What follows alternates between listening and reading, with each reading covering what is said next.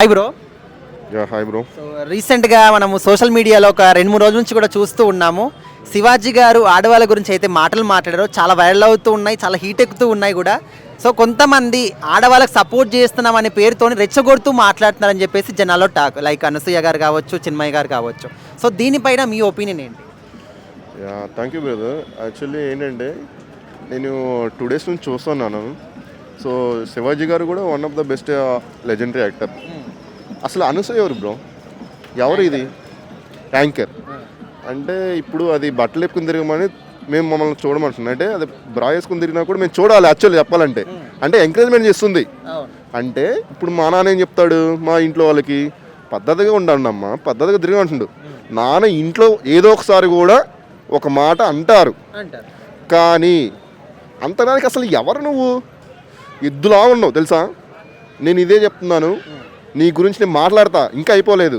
వీడియోలు ఉన్నాయి, అన్నీ ఎవ్రీథింగ్ అనే దగ్గర ఉన్నాయి. ఓకేనా? ఫస్ట్ ఆఫ్ ఆల్ నేను ఏమంటున్నానంటే, ఒక పర్సన్తో మాట్లాడుతున్నప్పుడు టంగు జాగ్రత్త.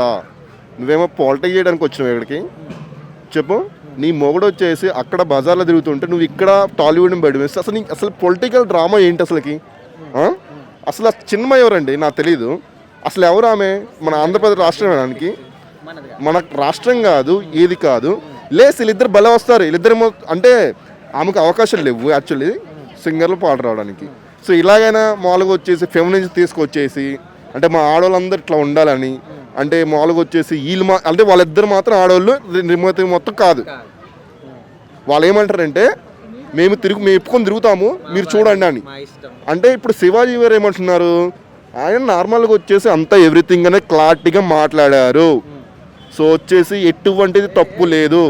అనసూయ నువ్వు మాకు చూపించు, అర్థమవుతుందా?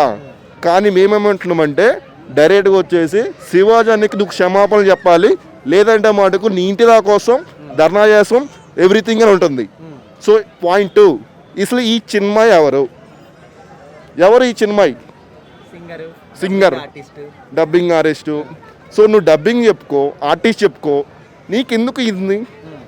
అసలు శివాజీ అనే పర్సను అతనిలో సగం ఒక్క ఏజ్ కూడా ఉండదు. నీకు కావాలంటే అతను ఏ డబ్బింగ్ చెప్తున్నాడు దాని కూడా చెప్పు. మంగపతి లాంటి ఒక సినిమా చూస్తే నువ్వు ఇప్పటికి కూడా నువ్వు మాట్లాడుతున్నావు. అంటే ఒక్కసారి పోయి మీ ఇద్దరు నాన్నని నార్మల్ అడుగు, నాన్న నేను ఇట్లా తిప్పుకొని తిరుగుతాను, ఇట్లా ఇప్పుకొని తిరుగుతాను, నార్మల్గా వచ్చేసి అందరు చూస్తారు, నువ్వేమో చేతగలను కూర్చో అంటే వాళ్ళ నాన్న చేతకన్నవాడు. అంటే ఇక్కడ ఏంటంటే తెలుసా, చిన్మయ్య వాళ్ళ నాన్న, అనసూయ వాళ్ళ నాన్న వాళ్ళిద్దరు సిగ్గుపడాలి. కరెక్టే కదా బ్రో? ఇందులో శివాజీ గారు తప్పు లేదు.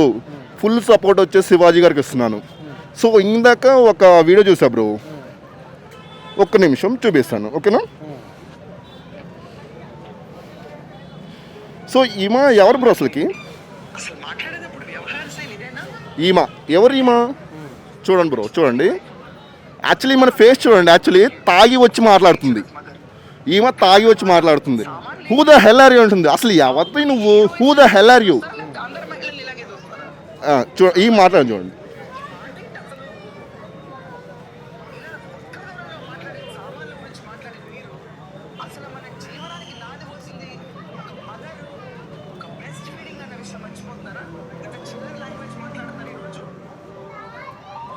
ఈమంటుందా?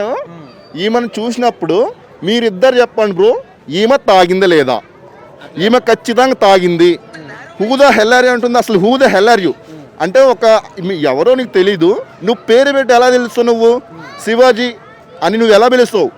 అంటే నీకంటే ఏజ్లో పెద్దవాడు, అసలు ఆయన నీకు పరపతి అసలు తగ్గదు. నువ్వు ఎట్లా అంటే who the hell are you? తప్పు ఇది. నువ్వెవరో మాకు తెలియదమ్మా, ఓకేనా? నువ్వెవరో మాకు తెలీదు.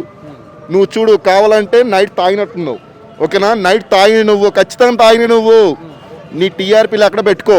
నీ యూట్యూబ్లో పిఆర్పీ లేదని టీఆర్పీ లేదని నువ్వు ఇక్కడ వచ్చి మాట్లాడుతున్నావు. ఇది తప్పు. Who the hell are you అంటే ఏంటి?